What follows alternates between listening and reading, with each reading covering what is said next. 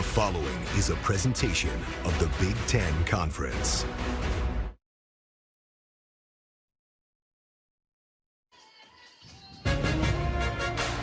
Big Ten football.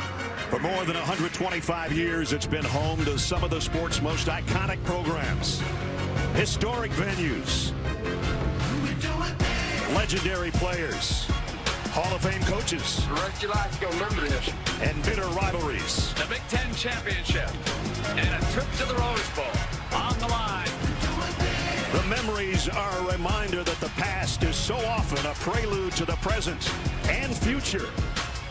As another Big Ten football season kicks off.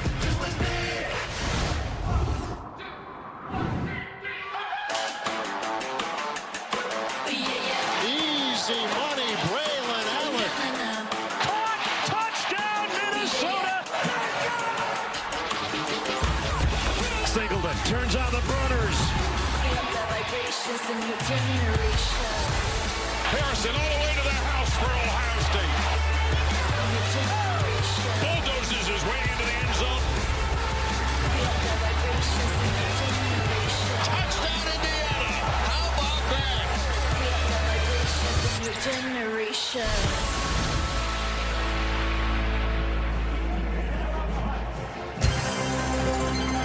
That music means it's time for college football. And the Big Ten on CBS brings us to Bloomington, Indiana. Memorial Stadium, where the marching 100's on the field, and our matchup brings us the number 3 team in the country, the Buckeyes of Ohio State, against the hometown Hoosiers of Indiana.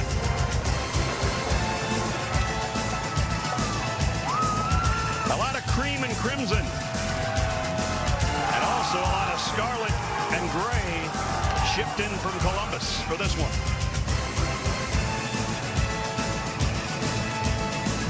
Welcome, everybody. I'm Brad Nessler. My partner is Gary Danielson, Jenny Dell, down on the field. It's got an old feel, but a new feel to it, partner. We started this thing together 31 years ago. Here we are doing a Big Ten football game today. You know, Ness, since this was announced, I just had a flood of memories as a player, the teammates, the friends, all the great games we did together, and then especially the players that we've met along the way. I mean, we've done some of the iconic names. We've been lucky enough to be there. Yeah, and we just didn't take it Big Ten-wise back in the days when, by the way, it was the Big Ten when we started. There were 10 teams then. We took it worldwide a couple times. Hi, everybody. I'm Brad Nessler with Gary Danielson. Welcome to Tokyo, Japan. Gary, it's been a long trip. It's been a long wait for Wisconsin. Their task is at hand, a Michigan State team that's very tough. And what a strange setting. This is a great league. The Big Ten is a great league, and I'm proud to represent us. Here we go. We got the Roses right here. Thank you, Jim. Appreciate it. Great job representing us in the Rose Bowl. Congratulations on the Big Ten championship. Thank you. We've seen rushing leaders, passing champions, linebacker U to Heisman's in the big house. From the huddle to the broadcast booth, from Big Ten player to Big Ten head coach, and the GOAT when he was just a lamb. That's some of the things we saw the first time. We're looking for more of that starting here today. Number 3 team in the country, Ohio State. They come in last year, averaged 44 points a game. They've made the college football playoff 3 of the last 4 years. They look like they're loaded again, Gary, especially at wide receiver. You know, I think it's so apropos that they're playing here in Indiana, the Indianapolis 500, because this Ohio State football team is like a race car. I mean, they've got engine, they got players. Maybe, I think, 2 best receivers as a tandem in college football. They've got the firepower all around, except for one little thing. One little thing is C.J. Stroud's in Houston, Justin Fields in Chicago, and who's going to fill those shoes now? That's a quarter. Well, it's going to be guys that have never taken a snap for Ohio State in a meaningful way. And these 2 guys, Kyle McCord or Devin Brown, Kyle McCord's going to take the first snap, but the competition is not over. And both of these guys have to understand, like the analogy of the Indy 500, they just don't want to put this fancy car into the wall. Let it purr for a while. Let it percolate, because they've got weapons all around them. Take your time. The big plays will happen. So we got 2 drivers today. And here come the Buckeyes.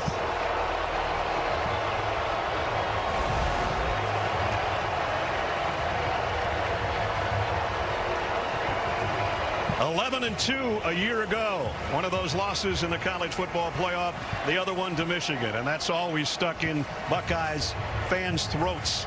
Indiana, meanwhile, back in 2020, the COVID year, and 19 as well, Tom Allen had a really good team, and they were the surprise of the Big Ten. They've fallen on hard times since then, and with that, you go to the transfer portal, and coaches brought in a lot of new players to try to shore things up. And it's wonder, is it going to work? Because usually the Big Ten teams that are trying to leap up to Michigan, Penn State, Ohio State, they kind of develop their players. That's not how you do it anymore. You got to go acquire guys, and they've acquired a lot of players for IU.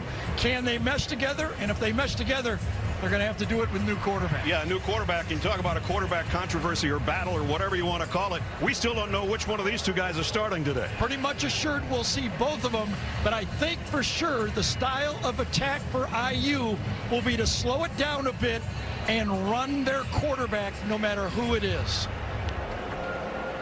So the Hoosiers and the Buckeyes. Head coach Allen bringing them out in front of the home crowd. Here comes Indiana.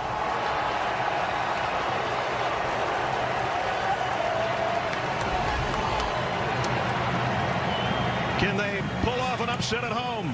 We're going to find out shortly.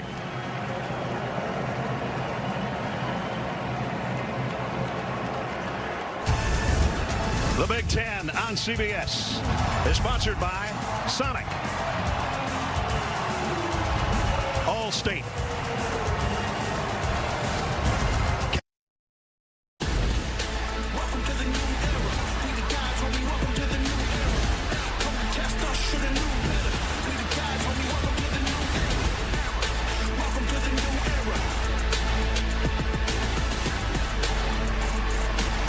Memorial Stadium set for Indiana and the Hoosiers. There's your two quarterbacks warming up. Let's check in. Third member of our team on the field, Jenny Dell. Jen. Well, Brad, when your star quarterback goes to the NFL, there's always a cause for concern. The relationship between the QB and the receiver, it is so key. But Buckeyes fans, they can just take a deep breath, a nice sigh of relief, if you will, because Marvin Harrison Jr. and Kyle McCord, these two go way back. The two attended St. Joseph's Prep in Philly and were teammates on 3 consecutive state title teams. Both committed to Ohio State in 2019. And while you're all familiar with Harrison and his accolades, he told me he had way more confidence in McCord and his success at the next level than he even had in himself. Guys, these two are best friends, and Harrison said that connection translates onto the field. It seems like we're about to witness some magic. They're going to get a chance to hook up on a bigger scale here today. Ohio State won the toss and deferred. It is hot in Bloomington on the field, close to 110, 86, with a high expected between 88 and 90. They played a lot in this series. 28 straight wins is the bad news for Indiana. Last win, 1988, under Bill Mallory. Jaden Felding will tee it up. Coach Allen, his 8th year in Bloomington. Ryan Day on the other side, 5th year and 45 wins and only 6 losses. Jalen Lucas, maybe the most dangerous Hoosier, awaits Felding's kick, and we're underway in the Big Ten. And he'll let it go. And they'll bring it out and start their offense, and we'll immediately look at who's trotting out to play quarterback. The anticipation. Remember that the team and the quarterbacks know, no one else does. Right. And they were made aware of that earlier in the week. Looks like it's going to be number 15, and that's Brendan Sorsby. As we take a look at the Papa John's starting lineups. Very inexperienced. Both quarterbacks, they'll both play today, but Brendan's going to get the nod on the first snap. And how different. Opening with 2 tight ends. Last year was spread against Ohio State. 2 backs as well, and a running option. And Sorsby's going the wrong way. Going to lose a couple.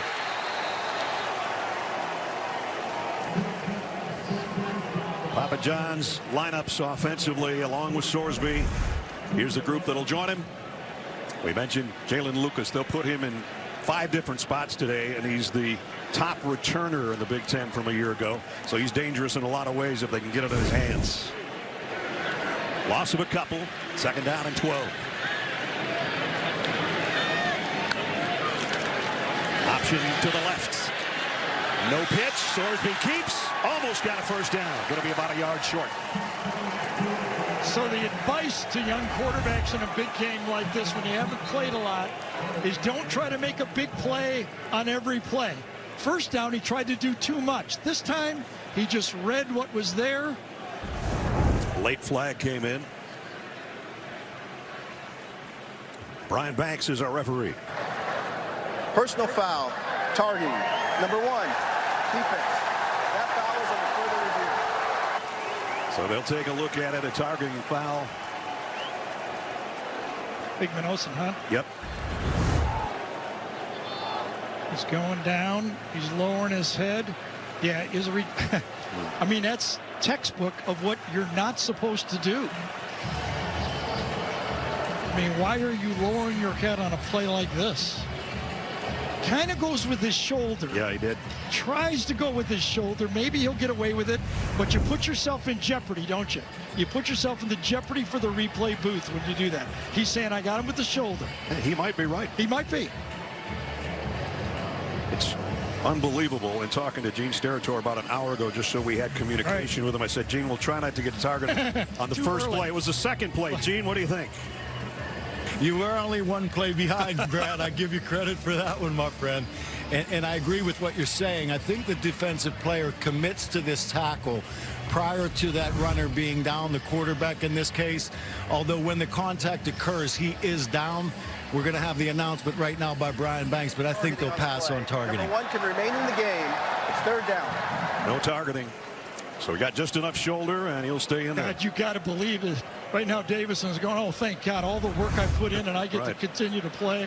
And one of the things I like about that call is if it's targeting, to me, it's got to be clear targeting. I will say one thing about Ohio State fans. That's one thing they don't want to talk about is targeting. Oh, that's for sure. I take you back to the Georgia game last year. Right.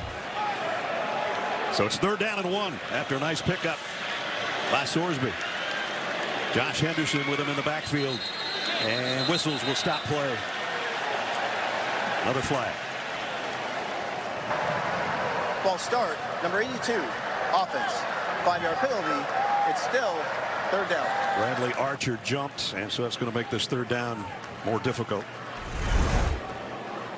Ohio State's defense led by Tommy Eichenberg, 2-time captain and an All-American linebacker. And they're going to try to prevent a 3rd down and 6 now. 3 wideouts to the top. Sorsby is yet to throw. He will here. Throw short. Henderson trying to break the tackle. Not going to get there. Ohio State just holds on for dear life, and it was Eichenberg holding on to his leg. Yeah, great open field tackle by Steel Chambers that time. The athletes for Ohio State, man to man, you've got them. Make that tackle, or it could be a 1st down, and Chambers does a wonderful job. It's going to force the punt. First of the game, James Evans in to kick. Evans, another one of those guys out of Pro Kick in Australia. Aussie punter. He's going to do not an Aussie kick here. He's going to blast this thing all the way down to the 13-yard line. Abuka tried to escape on the return, didn't get much. Great punt. And that'll switch the field. Give Ohio State, after a 56-yard punt, they're going to be inside their own 20-yard line.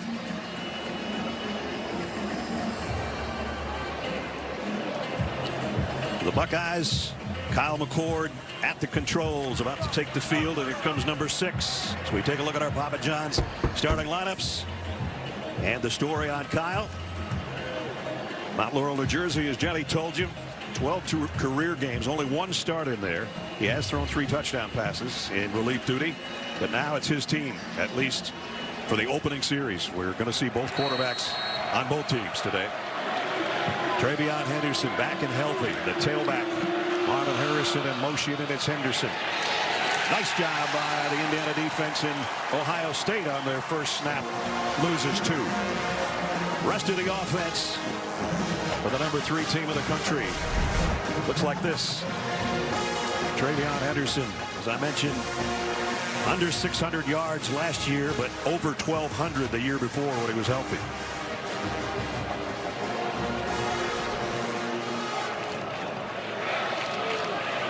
Second down and 12 now at the 18.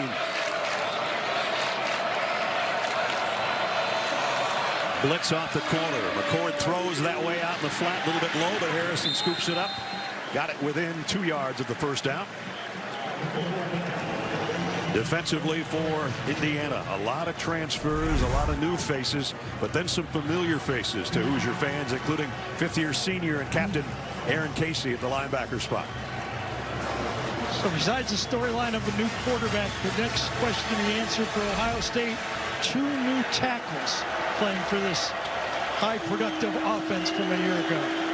They were 45% on third down a year ago. The Buckeyes.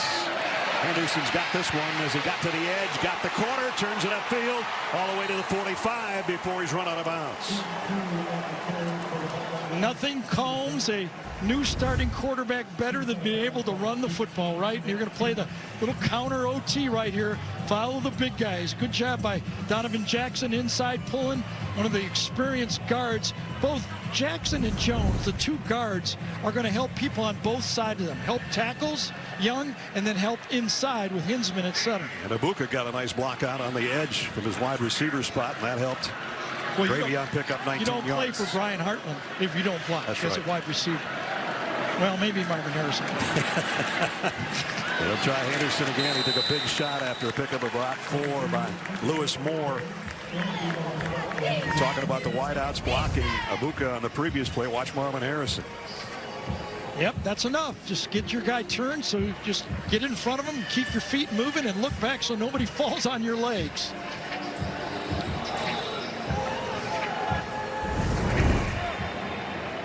So he got it out to the 49. And a second down and 7.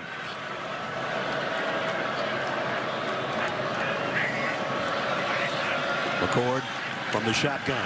Fires it over the middle. That's complete. That's a first down throw to Cade Stover, the tight end. Ohio State going 2 tight end, Gee Scott and Cade Stover. Stover, one of the things that you like with these type of tight ends, Gee and Scott, can they catch the ball too? And yes, we know Stover is an athlete. Played 3 different positions for Ohio State in his career. He had 2 touchdown catches against Indiana a year ago. In this case, he's got him a first down. And I remember the national championship game. He got hurt in the first quarter. I think the last play of the first quarter. McCord double clutches and then missed Henderson out on the flat, his safety valve.